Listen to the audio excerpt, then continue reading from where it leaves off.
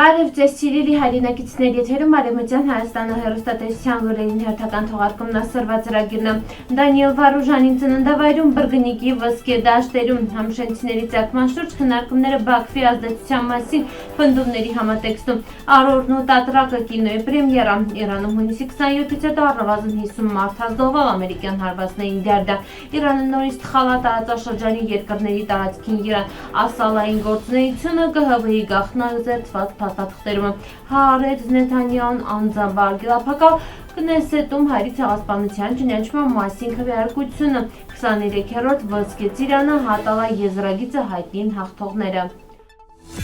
Սեբաստիայի Բրգնի գյուղում մեծանում բանաստեղծ Դանիել Վարուժանի ծննդավայրում սորել ծփումը ոսկեգույն ցորենի արտերը հիշեցնելա Վիրոն անման ստեղծագործությունը հացին երգի հեղինակի ոգին կարծես շարունակում ապրել է հայրենի եզերքում, շտեղ յուրաքանչյուր հասկ վկայում է կյանքի ստեղծագործության ու հարատևության մասին։ Վարուժանի կյանքը ողբերգականորեն ընդհատվալ է հայերի ցեղասպանության տարիներին վաղտը, բայց յուրան գրական ժառանգությունը հաղթարալա ժամանակն է մահը։ Յուրան ստեղծագործությունները շարունակում են ոգեշնչել թայզա սերունդներին պահպանել ազգային հիշողությունը, մշակութային ինքնությունը, բրգնի քեցած հայ մտավորականներին հետ է զվայրնայրան դաշտերը ոչ միայն պատմական հիշողության, այլև ազգային ու հոգևոր վերածնդի խորհրդանիշն կոչնել է պահպանել ու սերունդներին փոխանցել Դանիել Վարուժանին թողած անգնահատելի ժառանգությունը։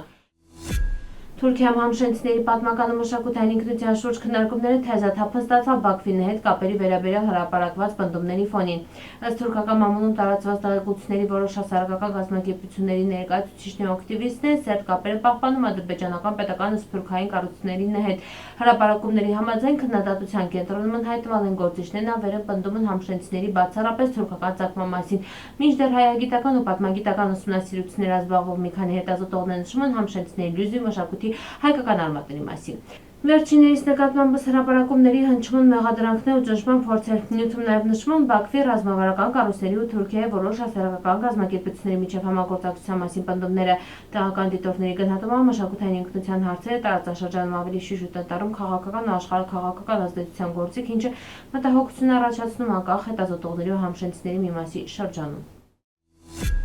Հուլիսի 22-ին Երևանը ժամավը ժամը 9-ին YouTube-ում Արորնը տատրակը կինոյին պրեմիերան է 9։ Արորնը տատրակը հայտնի ժողովրդական բանահյուսական ստեղծագործությունը հայտնի Կոմիտասի երգաշարը Պարուր Սևակի մշակումից։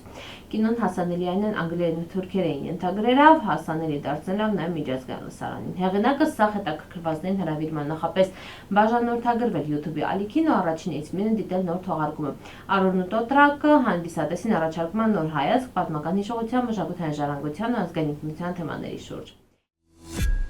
Իրանում առնվազն 50 մարդ ազդողալ ավելի քան 500 վիրավորվել են վերջին 3 շաբաթում երկրի տարածքին ամերիկացի ուժի հսցրած հարվածներին դարդա։ Armen Press-ի հաղորդմամբ 10-ի սոցիալական ցանցում կատարած գրառումով սրա մասին հայտարարել է Իրանի առողջապահության նախարարության մամուլի խոսնակ Հոսեյն Քերմանպուրին։ Ինքը տեղեկացրել ավերածողվածների թվում են հեն կնեգ մինչև 18 տարեկան երկու դեռահաս վիրավորվան 32 կնեգ ու 18 խոխապ։ Հալամ հուլիսի 17-ին նախարարությունը հայտարարել է 38 զոհի ու առնվազն 400 վիրավորի մասին։ Թեհրանը Վաշինգտոնը հունիսի 18-ի գիշերը ստորագրացել է այս տարվա փետրվարի 28-ին սկսված հակամարտության ավարտը ազդարար խոշագիր։ Բայց հուլիսի 8-ից ամերիկայի զինված ուժերը հարձակումներին իրականացնում Իրանա տարածքին։ Ամերիկայի կենտրոնական հրամանատարությունը նշում է վերեձև պատասխանում է Հորմուզանեղուցում առևտրային նավերի դեմ Իրանի ձեռնարկած գործողություններին։ Ամերիկյան զինուժը հիմնականում թիրախավորում է Իրանը հարավային շրջանները։ Երկրի հարավարևմուտքում գտնվող Խուզեստան նահանգի իշխանությունների ներկայացուցիչը Թասնիմ լրատվական գործակալությանը հայտնաբերել հարվածների վերսկսմանը ետը մենակ այս նահանգում հարձակման ենթարկվել շուրջ 100 տարբեր թիրախներ։ Հարվածներից զգալիորեն տուժալ է նաև Հորմոզգան հարավային նահանգը։ Իրանցի զինվորականները պատասխանում են մերձավոր արևելքի մի քանի երկրներում տեղակայված ամերիկյան ռազմաբազաներին հարվածելով։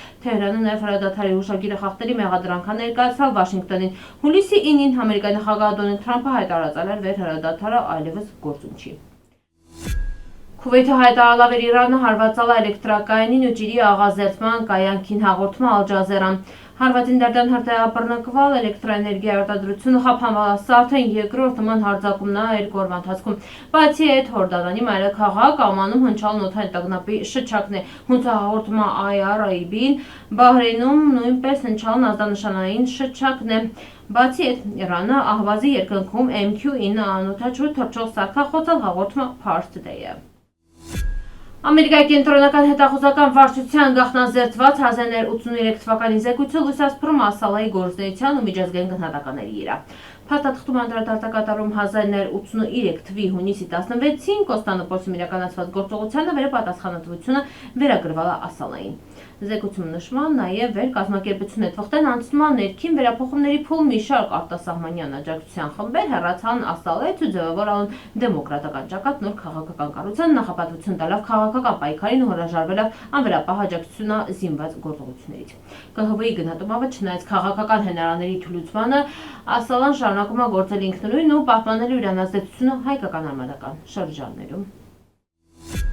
Ըստ որոշ տեղեկությունների, Բաքվի ճնշման տակին Իսրայելի ռեժիմը հանել է հայերի ցեղասպանության ճանաչման հարցը Քնեսեթի օրակարգից։ Ըստ Հարեցի հավաքած տեղեկությունների, իսրայելապաշտոնյաները վստահեցրան իրենց ադրբեջանցի գործընկերներին վեր այդ հարցը հանվելու օրակարգից։ Իսրայելական աղբյուրը հայտնաբերել է Իսրայելի վարչապետ Բենյամին Նեթանյահուն անձամբ արգելափակալ քվեարկությունը ԵՄՊՆ-ի ետը վեր Բաքվի նախագահի բարձրաստիճան քաղաքական խորհրդականը կապը հաստատալ իրան գրասենյակի հետ։ Աղբյուրը հայտնաբերել հայերի ցեղասպանության ճանաչման մասին Իսրայելի կառավարության որոշումը վերահաստատված արել անցյալ ամիս դիրվել չի Քնեսետում քվեարկության Բաքվի կողմից վարչապետ Բենյամին Նեթանյահուի իրան գործադրված ճնշման դեմ։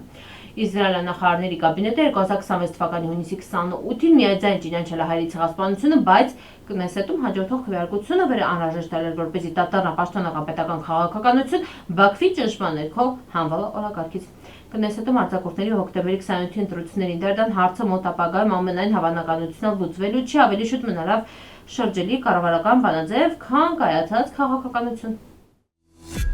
Երևանը 23-րդ ոսկե ծիրա միջազգային կինոփառատոնը հատալա եզրագիծը։ Սորկինոյի տանը անցկացվալա փառատոնի փակման հանդիսավոր արարողությունը ժյուրին հայտարարել է մրցանակակիրների անունները։ Ժյուրին հիշատակումներ շնորհալ Սոնա Խաչատրյանի Ռելիկվիա ու Արտուր Սահակյանի Մենակ երկուսով Together Alone ֆիլմերին։ Բացի այդ, Թերեզա Նովոտովայի հայրը ֆիլմը արժանացավ նաև Հայաստանում ու Վրաստանում տարածման մրցանակին, վեր ներառում է 6000 եվրոյի դրամական աջակցություն կինոյի տարածաշրջանային տարածում ապահովելու նպատակով։ Փառատոնը եզրափակվել է Գոթֆրի Ռեջոյի «Ժուկով» ժամանակով ֆիլմի պրեմիերայով։